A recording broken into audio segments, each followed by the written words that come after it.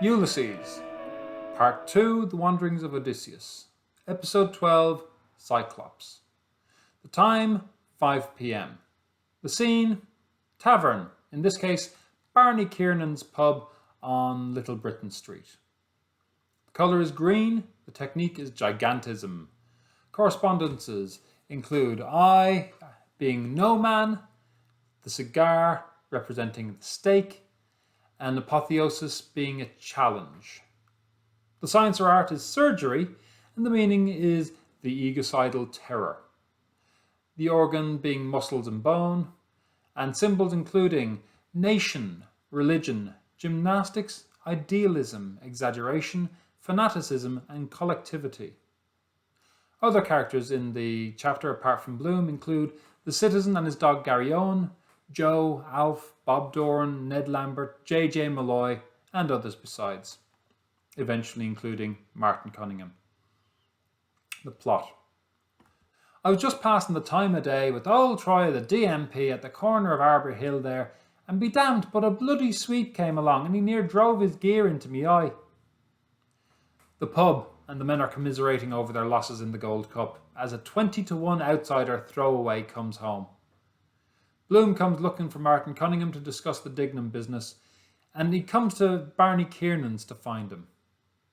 The men of the pub offer Bloom a drink, which he refuses in favour of a cigar, and in due course, the sly taunting about his wife's affair and his Jewishness mounts, as does the envy of his win at the races.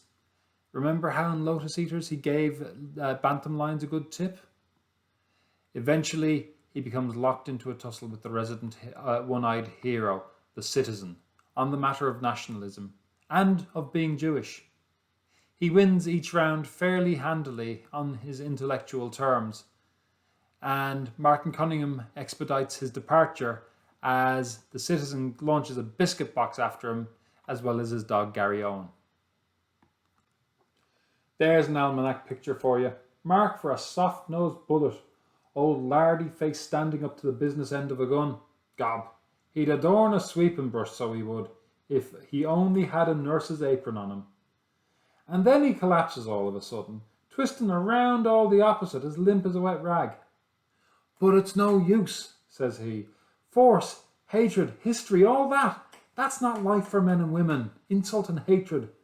And everybody knows that's the very opposite of that is really life. What? Says Alf. Love, says Bloom. I mean, the opposite of hatred. I must go now, says he to John Wise. Just round to the court for a moment to see if Martin is there. If he comes back, just say I'll be back in a second. Just a moment. And says he, Mendelssohn was a Jew, and Karl Marx, and Mercandante, and Spinoza, and the Saviour was a Jew, and his father was a Jew. You're God. He had no father, says Martin. That'll do now, drive ahead. Who's God? Says the citizen. Well, his uncle was a Jew, says he. Your God was a Jew. Christ was a Jew, like me. Gob! The citizen made a plunge back into the shop. By Jesus, he says, I'll brain that bloody Jewman for using the holy name. By Jesus, I'll crucify him, so I will. Give us that biscuit box there. When lo, there came about them all a great brightness, and they beheld the chariot wherein he stood to ascend to heaven. And they beheld him in the chariot, clothed upon the glory of the brightness, having raiment as of the sun, fair as the moon, and terrible that for awe they durst not look upon him. And there came a voice out of heaven, calling, Elijah! Elijah! And he answered with a main cry, Abba, Adonai. And they beheld him, even him, Ben-Bloom Elijah, amid clouds of angels ascend to the glory of the brightness at an angle of 45 degrees over Donahue's in Little Green Street, like a shot off a shovel. I kept the synopsis short on this one because there's so much to talk about with this chapter. It's all about the telling of the story. The nameless narrator slips back and forth between a very conversational pub patois, littered with the colloquial and the commonplace chatter, and then the language and the style of the epic, as is appropriate to tell a tale of great heroes. The supposed generosity of the men of the pub before turning on Bloom is a fairly even balance to the story of the Odyssey, where the Cyclops, Polyphemus, traps Odysseus and his men.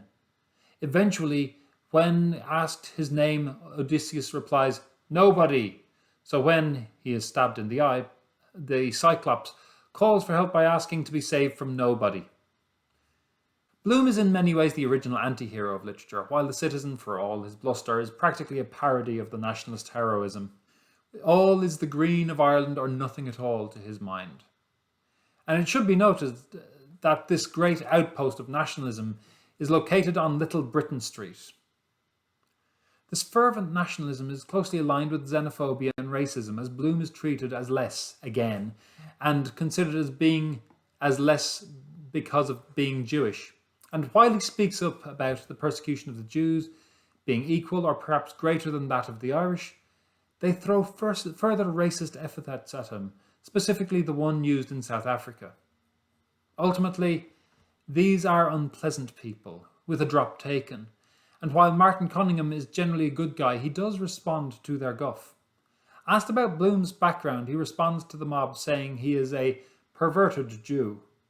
In this case, it theoretically means not so much his sexual interests, which could be taken in another sense, but rather that he's Jewish in the Irish sense.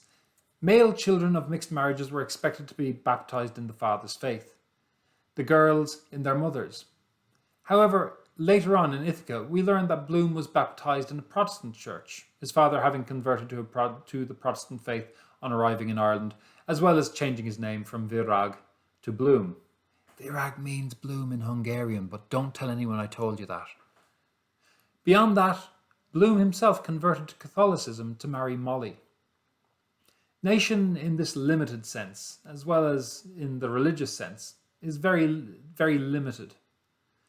No, it means nothing to Bloom, because Bloom's gospel and Bloom's nation is that of love.